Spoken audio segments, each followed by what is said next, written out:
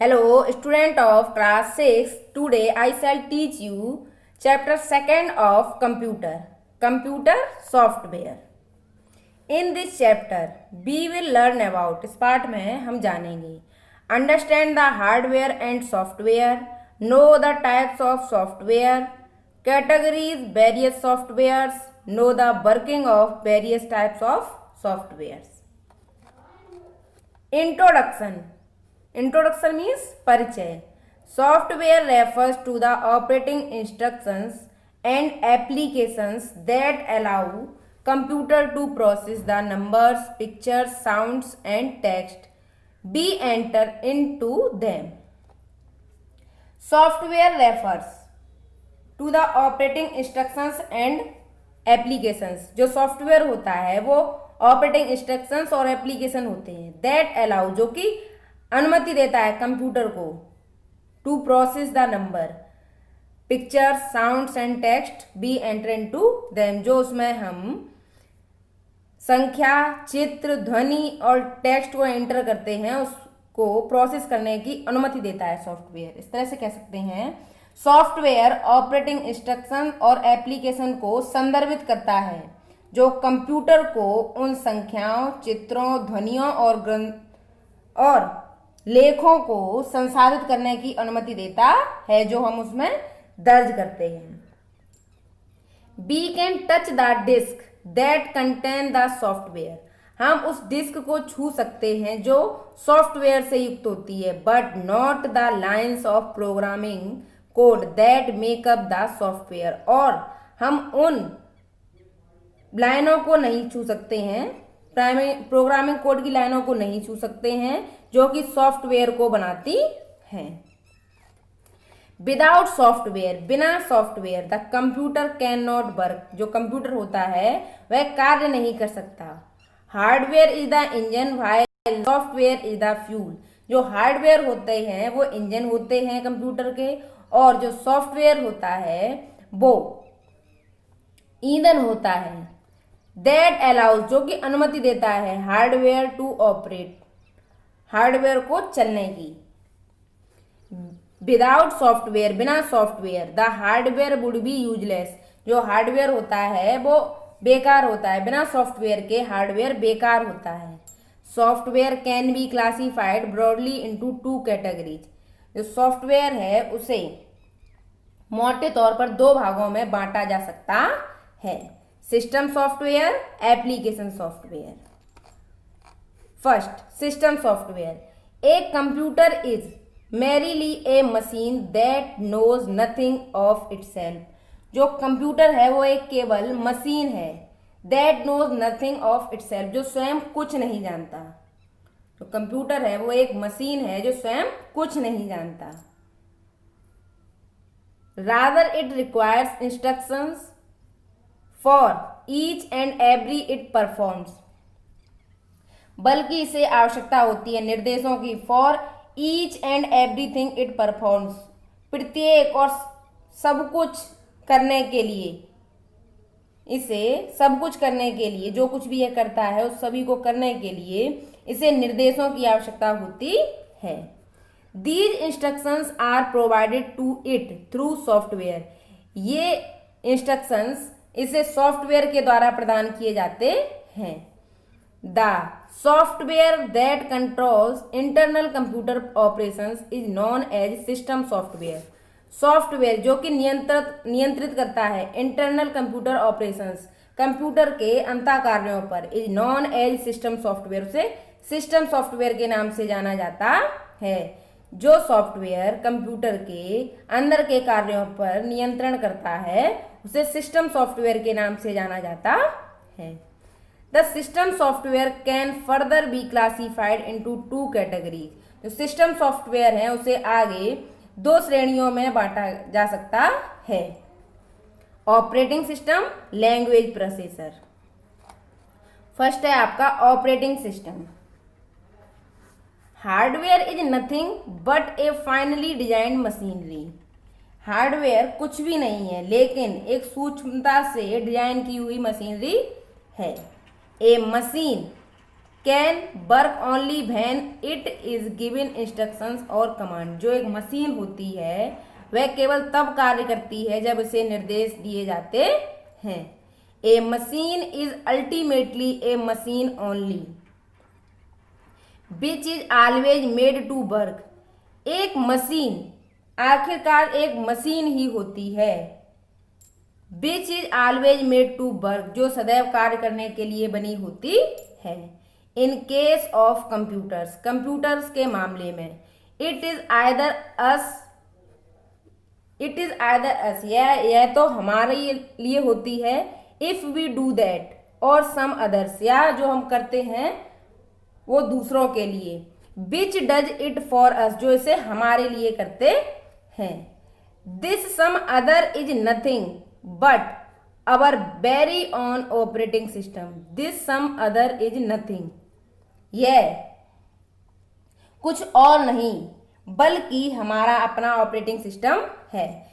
This sum other is nothing but our very own operating system, यह कुछ और नहीं बल्कि हमारा अपना ऑपरेटिंग सिस्टम है। आगे बढ़ते हैं।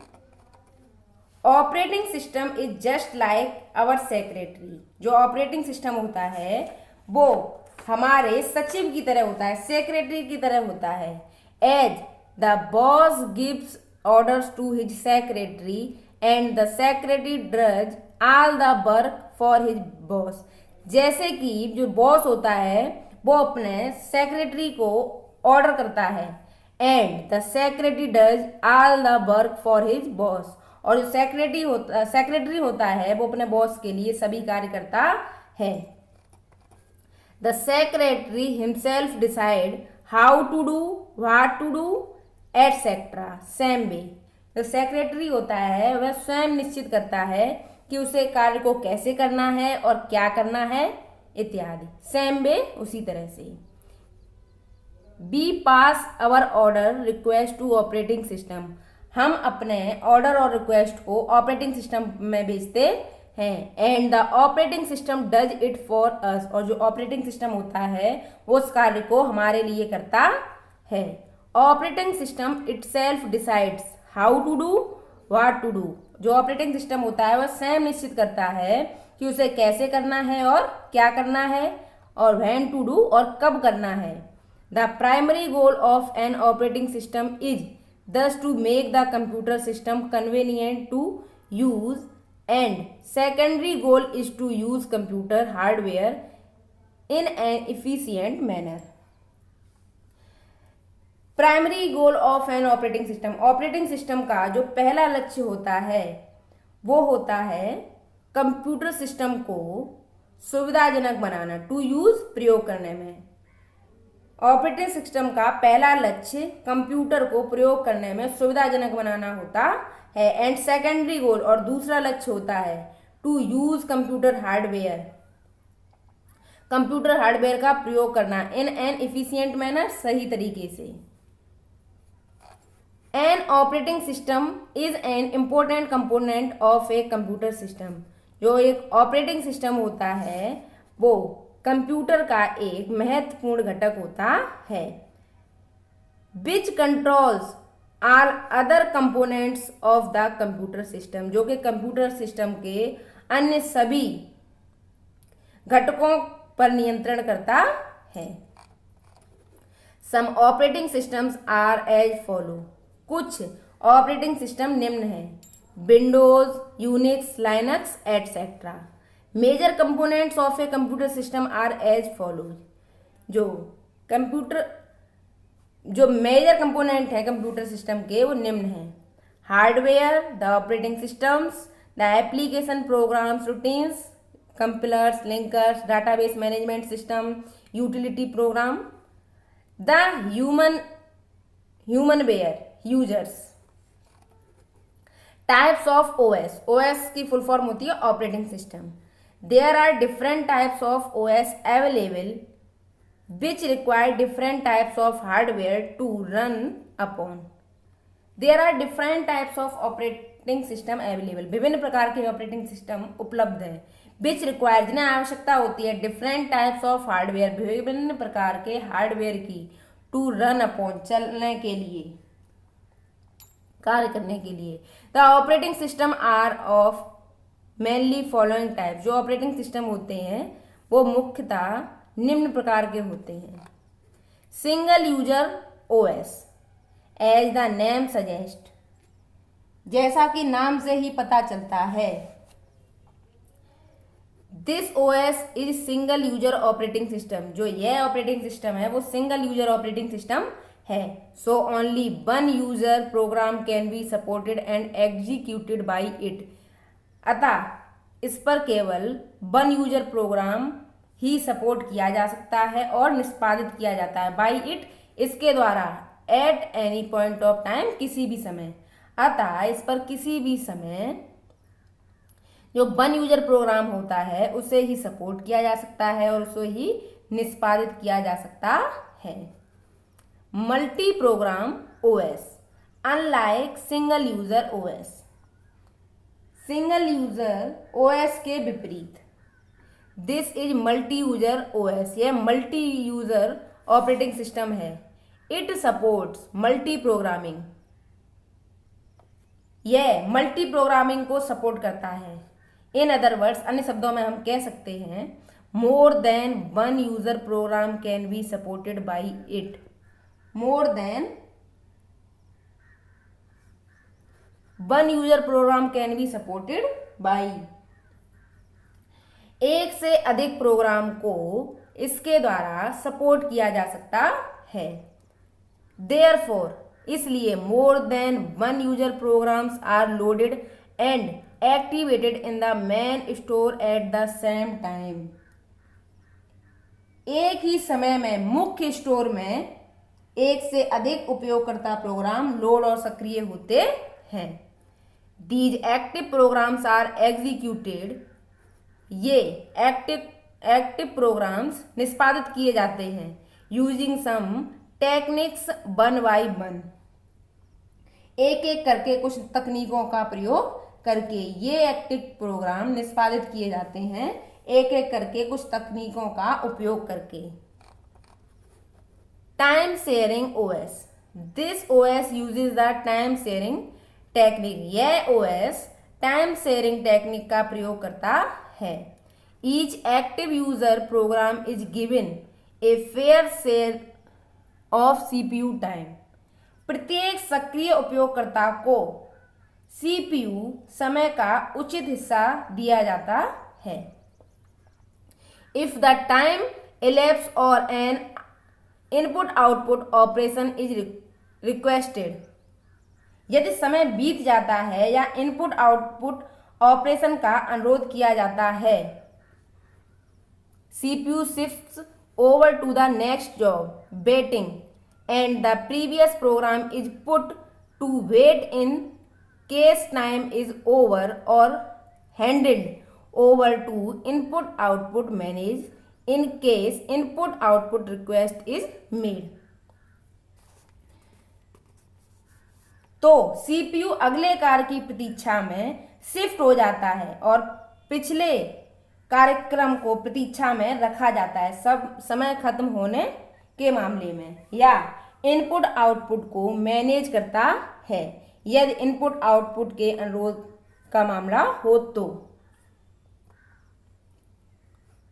The active programs are scheduled for execution using certain job scheduling techniques, सक्रिय कार्यक्रमों को कुछ निश्चित समय निर्धारित तकनीक का उपयोग करके निष्पादन के लिए निर्धारित किया जाता है या अनुसूचित किया जाता है।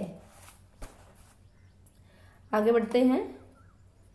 Real time OS, in real time OS the jobs have fixed deadline and the job have to be completed within their deadlines. In real time OS, in real time operating system में the jobs have fixed deadlines, कार्यों की समय सीमा तय होती है, and the job have to be completed within their deadlines, और कार्य को उनकी सीमा के भीतर किया जाता है। The system's performance is measured by its ability to complete its job within the specified deadlines. System के प्रदर्शन को निर्धारित समय सीमा के भीतर अपने काम को पूरा करने की क्षमता द्वारा मापा जाता है। द सिस्टम परफॉर्मेंस को इज मेजर्ड मीन्स मापा जाता है by its ability to complete its job within the specified deadlines. System के प्रदर्शन को निर्धारित समय सीमा के भीतर अपने कार्य को पूरा करने की क्षमता द्वारा मापा जाता है। If A job can not be completed with its deadline, यदि किसी कार्य को उसकी समय सीमा के भीतर पूरा नहीं किया जा सकता, this situation is called deadline overrun, तो यह स्थिति डेडलाइन ओवर रन कहलाती है। An efficient real OS is that which gives minimum possible deadline over runs। A efficient real OS एक सक्षम real operating system is that होता है which जो कि gives minimum possible deadline, जो कि मिनिमम पॉसिबल समय सीमा देता है ओवररन चलने के लिए, कार्य करने के लिए। Multiprocessing operating system is capable of handling more than one processor as the job has to be executed means निष्पादित करना on more than one processor. जो मल्टी प्रोसेसिंग ऑपरेटिंग सिस्टम होते हैं वो एक से अधिक प्रोसेसर को संभालने में सक्षम होते हैं as the job has to be executed on more than one processor, चूंकि कार्य को एक से अधिक प्रोसेसर पर निष्पादित करना पड़ता है। The multi processing OS should be capable of load sharing in case of identical processor so that the system efficiency improves। The multiprocessing OS should be capable of loading sharing। जो multiprocessing होता है उसे सक्षम होना चाहिए of load sharing के लिए इन case of identical processor के मामले में, सो दैट ताकि द सिस्टम इफिशियंसी इम्प्रूव्स, जो सिस्टम इफिशियंसी है वो सुधरे, उसमें सुधार हो। इस तरह कह सकते हैं मल्टी प्रोसेसिंग ऑपरेटिंग सिस्टम पहचान योग्य प्रोसेसर के मामले में लोड साझा करने में सक्षम होना चाहिए ताकि सिस्टम की दक्षता में सुधार हो। In case of unidentical processor the multiprocessing OS should be able to control the super main processor and in turn control the working of slave processor।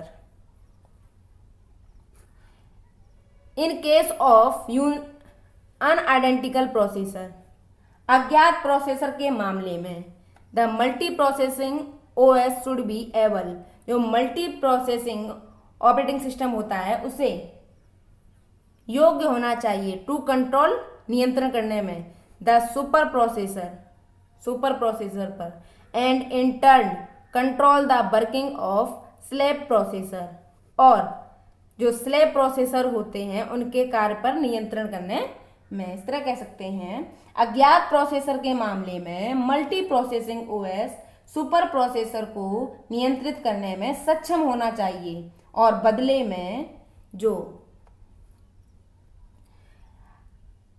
अधीन प्रोसेसर के काम को नियंत्रित करता है, बदले में जो अधीन प्रोसेसर के काम को नियंत्रित करना चाहिए। Language processor assembler, this language processor converts the program written in assembly language into machine language। यह लैंग्वेज प्रोसेसर होता है वो परिवर्तित करता है the program written in assembly language में लिखे हुए प्रोग्राम को इनटू मशीन लैंग्वेज में, ये असेंबली लैंग्वेज में लिखे हुए प्रोग्राम को मशीन लैंग्वेज में परिवर्तित करता है। Interpreter, this language processor converts A HLL मतलब high level language program into machine language by converting and executing it line by line. This language processor, यह लैंग्वेज प्रोसेसर, कन्वर्ट्स मीन्स परिवर्तित करता है high level language program को into machine language में by converting and executing परिवर्तित करके और निष्पादित करके इट इसे लाइन बाय लाइन एक एक लाइन करके। If there is any error in any line, यदि किसी पंक्ति में कोई त्रुटि होती है, it reports it at the same time, तो यह उसी समय से सूचना देता है।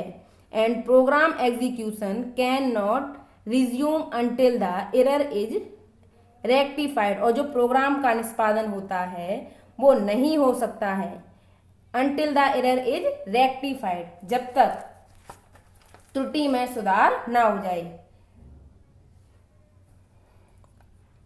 रेक्टिफाइड मीन्स सुधार। Interpreter must always be present in the memory every time the program is executed as every time the program is run. Interpreter को हमेशा हर बार प्रोग्राम को निष्पादित करने के दौरान मेमोरी में मौजूद होना चाहिए, क्योंकि